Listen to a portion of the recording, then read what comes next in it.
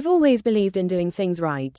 From as far back as I can remember, I was the kid who followed the rules, listened to the teacher, and colored within the lines. I wasn't a perfectionist. It wasn't that. I just felt safe in the structure. Like life had a set of unspoken guidelines. And if you respected them, maybe they'd lead you somewhere steady and secure. Growing up in a small town in Ohio, those ideas of steady and secure held meaning to me. They meant working hard, taking care of your family, and hopefully, finding a little corner of the world where you could feel at home. That was me, predictable, reliable, and, I suppose, maybe a bit boring. My twin sister, Amelia, was always the opposite. She was the one who'd dart out of class to chase after a butterfly or who'd wear mismatched socks just because she liked the colors. It always amazed me how she could be so free, so unafraid of what other people thought. Amelia could take a step back, look at life from an angle I couldn't, and say things like, "Why are we even doing this?" while I'd be focused on just doing the thing. She's my other half in every way. Her chaotic spontaneity balancing out my need for order. People always say that twins have an unbreakable bond. And maybe it's a cliché, but it's true. We've shared every milestone, every holiday, every difficult moment. She's my best friend, the one person in the world who's seen me at my best and my worst and doesn't judge me for either.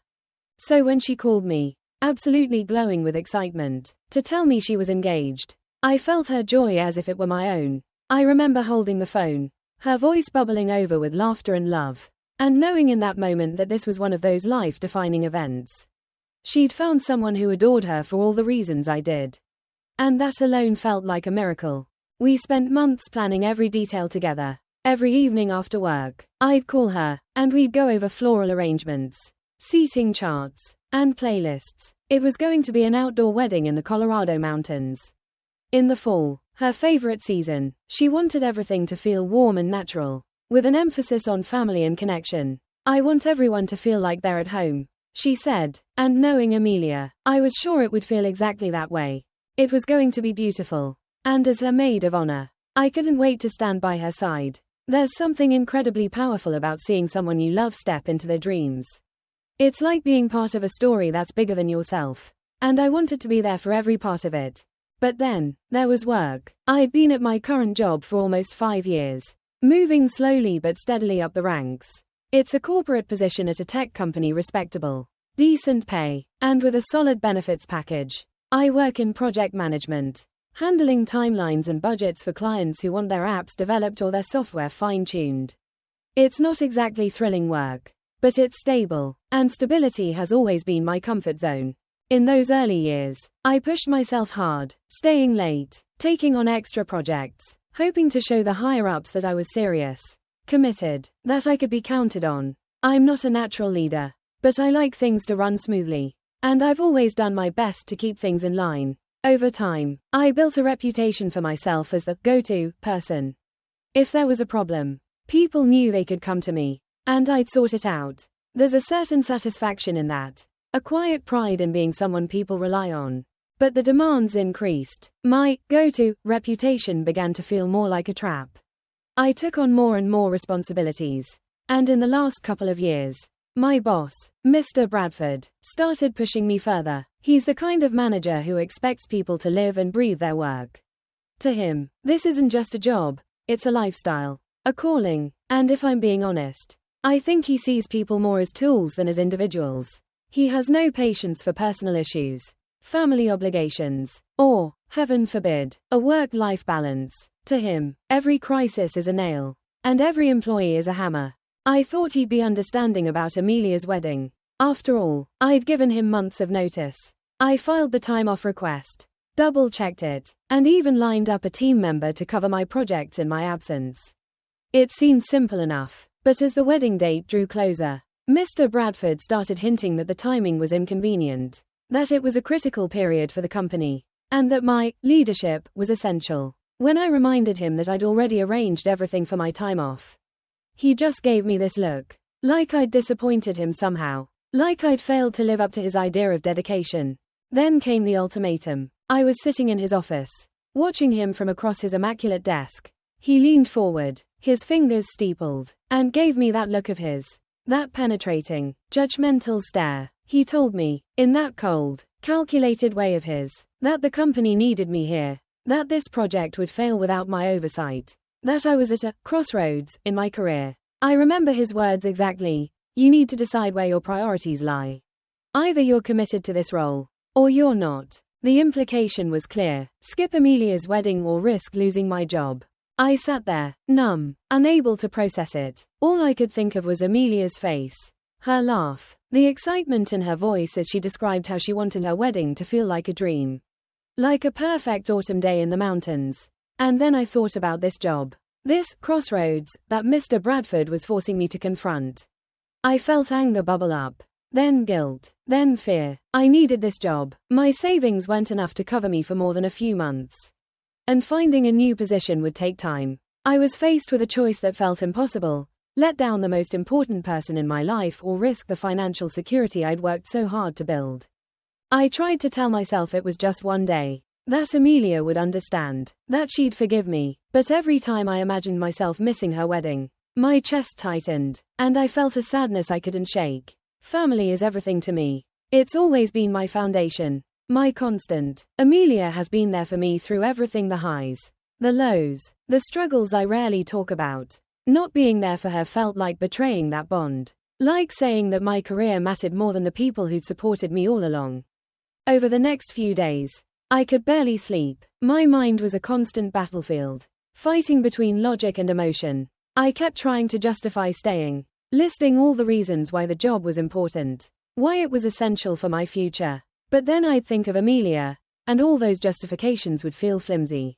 Hollow. I started avoiding Mr. Bradford, dodging his emails, taking my lunch breaks at odd hours just to minimize the chance of running into him.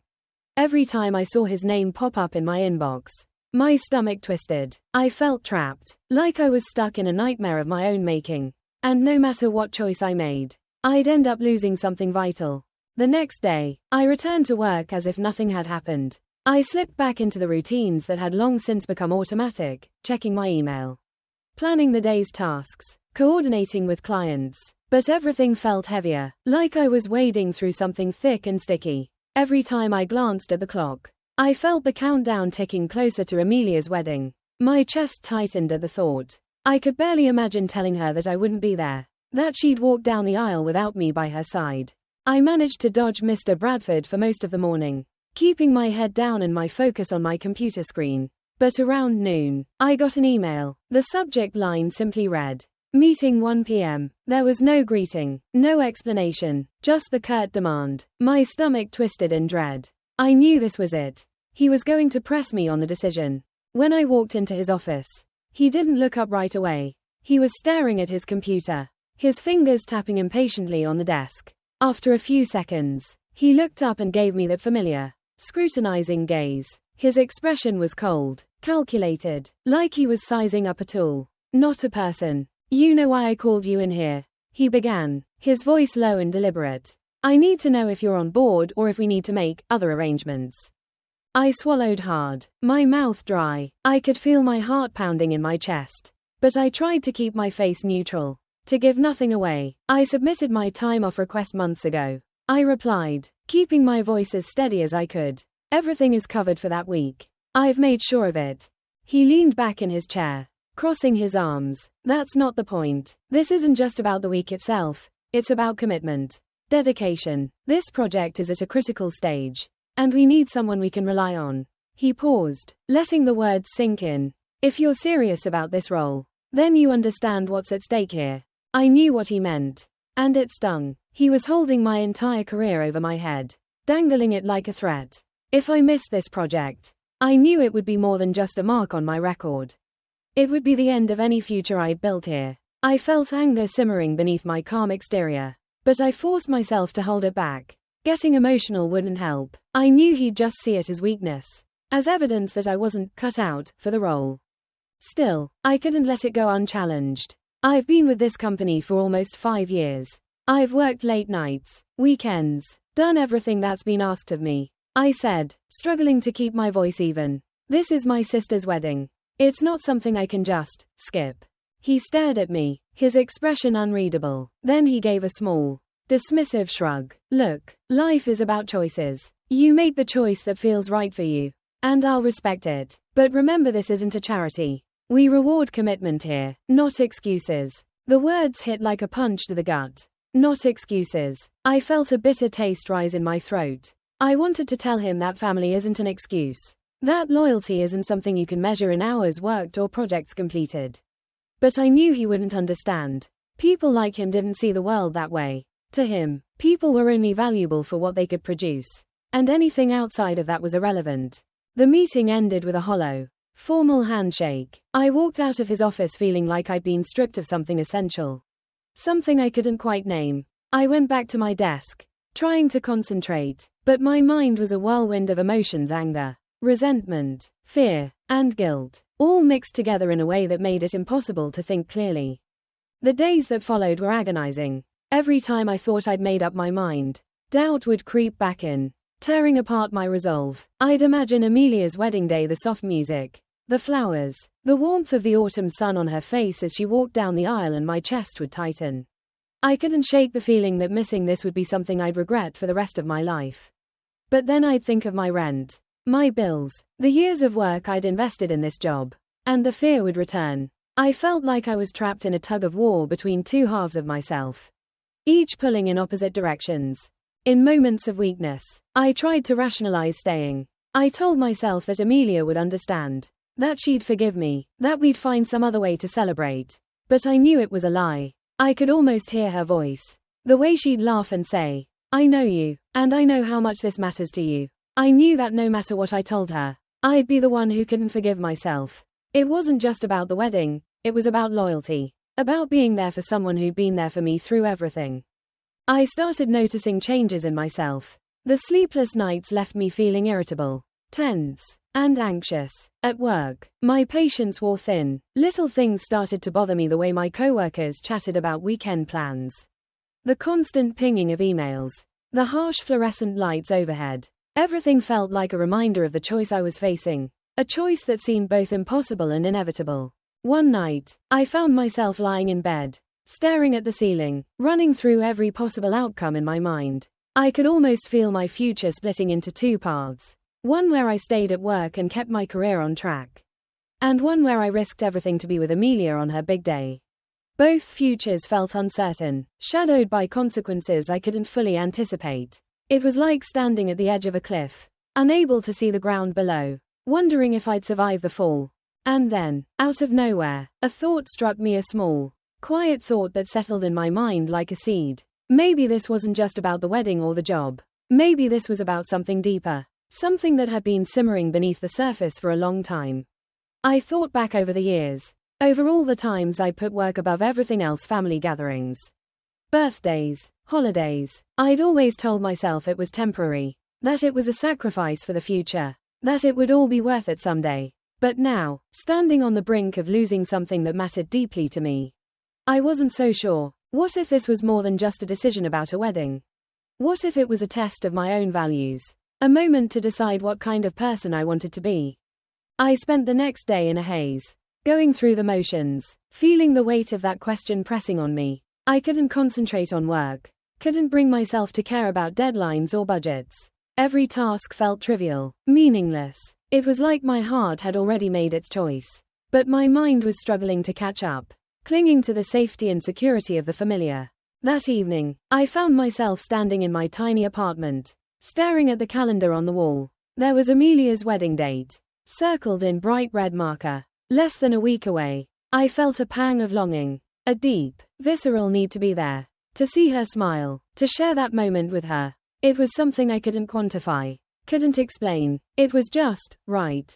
In that moment, I knew what I had to do. It wasn't a decision based on logic or practicality. It was a choice made from the heart, from a place deep within me that valued family, loyalty, and love above all else. I knew there would be consequences, that this might mean the end of my job, that I might have to start over. But as I stood there, looking at that red circle on the calendar, I felt a strange sense of peace. For the first time in weeks, the noise in my head quieted, and I felt a clarity that I hadn't felt in years. The next morning, I walked into Mr. Bradford's office, my heart pounding but my mind clear. He looked up, his expression a mix of surprise and irritation, as if he hadn't expected me to make a final decision. I've thought about it, I said, my voice steady, and I'll be taking the time off for my sister's wedding.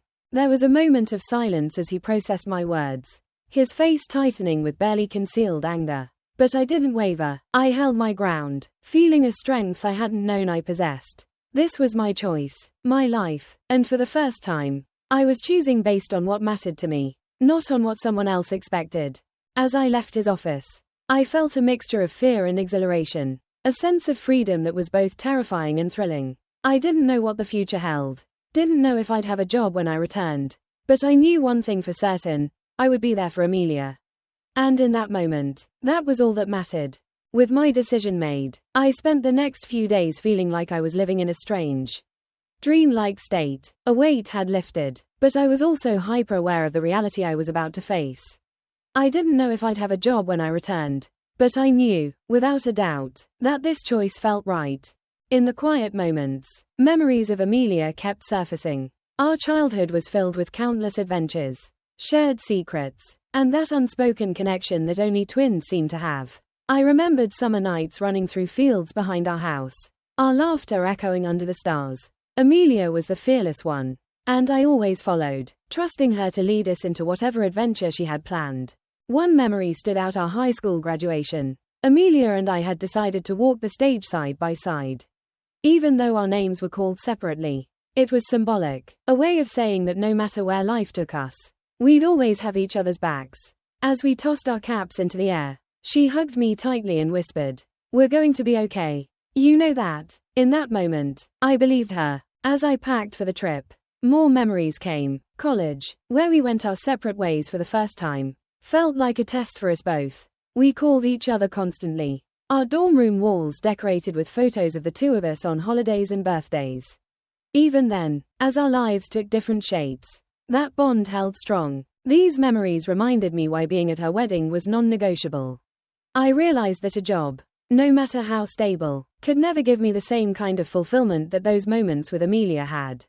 This wedding wasn't just another family event, it was a testament to the love, loyalty, and connection we'd shared our whole lives. In the days leading up to the trip, I found myself going over my decision again and again. My mind oscillated between confidence and fear, wondering if I'd made a huge mistake. The reality of possibly returning to an empty desk and the thought of starting over was daunting. Yet, every time doubt crept in, I thought of Amelia, and my heart softened. I began weighing my options for the future, planning for the possible outcomes. I knew I'd have to tighten my budget if I lost my job and prepare to start job hunting again. The idea was exhausting, but there was a strange sense of calm beneath the anxiety, a quiet assurance that I'd done the right thing.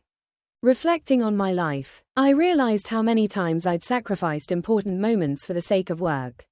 Birthdays, holidays, even family dinners. I'd missed so many of them, telling myself that it was necessary for my career. But for what? A job that treated loyalty like a transaction, where I was seen only as a cog in the machine.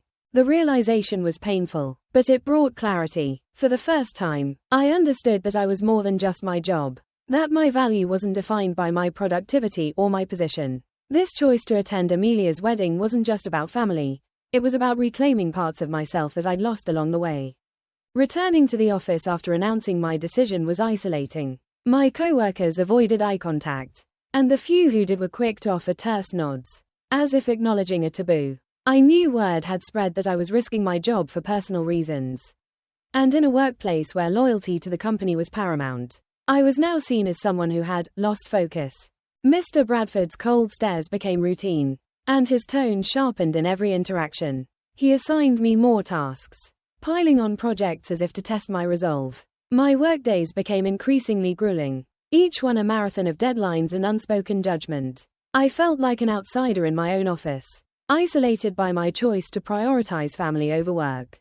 Despite the pressure, I found a strange resilience within myself. The more Mr. Bradford tried to make things difficult, the more determined I became to stick to my decision. I'd survived a lot in my life: difficult jobs, long hours, setbacks, and I knew I could face this, too. Each day felt like a countdown, not to a dreaded event, but to a reunion. The thought of being at Amelia's side on her big day, watching her walk down the aisle, was my light at the end of this tunnel. It reminded me that some things in life are worth any sacrifice. The night before my flight to Colorado, I had what felt like an epiphany. I was packing my bag, mentally reviewing everything I needed for the trip. And it struck me how different I felt. I was exhausted from work, worried about the consequences of my decision. But there was a peace in my heart that I hadn't felt in years. I'd been trapped in a cycle of pleasing others, of living up to expectations that weren't my own. And in choosing to be there for Amelia, I'd broken free of that cycle. This decision wasn't just about family or loyalty, it was a declaration of my own values. I was finally choosing for myself. That night, I slept deeply, unburdened by the usual anxiety that kept me awake. I knew there would be fallout, that Mr. Bradford might retaliate, that my career could suffer. But I also knew that I would be okay, that I'd find a way forward. The morning of my flight, I walked into the office to wrap up my tasks and say goodbye to my team. The atmosphere was tense, the usual buzz of the office replaced by a strange quiet. I kept my head up, saying polite goodbyes and thanking everyone for their support. I caught a glimpse of Mr. Bradford as I left. His expression was cold, his eyes narrow with disapproval. But as I walked out of the office, a sense of liberation washed over me. I was stepping into the unknown. But I wasn't afraid. Arriving in Colorado, the fresh mountain air felt like a promise. A reminder that life held more than deadlines and paychecks. I spent the morning with Amelia, helping her prepare, feeling the joy radiating from her. When she looked at me, tears in her eyes, I knew I'd made the right choice. Standing by her side as she married the love of her life. I felt whole, complete in a way I hadn't felt in years. This was my place, my purpose, not in a cubicle under fluorescent lights, but here, with the people who mattered most. Returning home, I found an email from Mr. Bradford waiting in my inbox. It was a termination notice. Curt and impersonal. I knew it would come. But seeing it in writing brought a pang of sadness. 5 years of work dismissed in a few cold sentences. Yet, I didn't feel regret. My time with Amelia, the memories of her wedding, the happiness on her face, they were worth far more than any job could ever offer. I'd lost a job, but I'd gained something much more important, a sense of purpose, of knowing what truly mattered to me. In the weeks that followed, I began job hunting, reaching out to contacts and exploring new opportunities. To my surprise, doors began opening, and within a month, I landed a position with a company that valued work-life balance, where family and personal time were seen as priorities, not distractions. Looking back, I saw how much that choice had changed me. I was no longer defined by a job or a title, but by the relationships that made my life meaningful. And as I moved forward, I held on to that knowledge, a reminder that I would never again sacrifice the people I loved for something as fleeting as career advancement. Amelia's wedding had been a turning point, a moment that redefined my life. It reminded me that in the end, it's not about the hours we put into our jobs, but the moments we spend with the people who matter most. And for that lesson, I would always be grateful.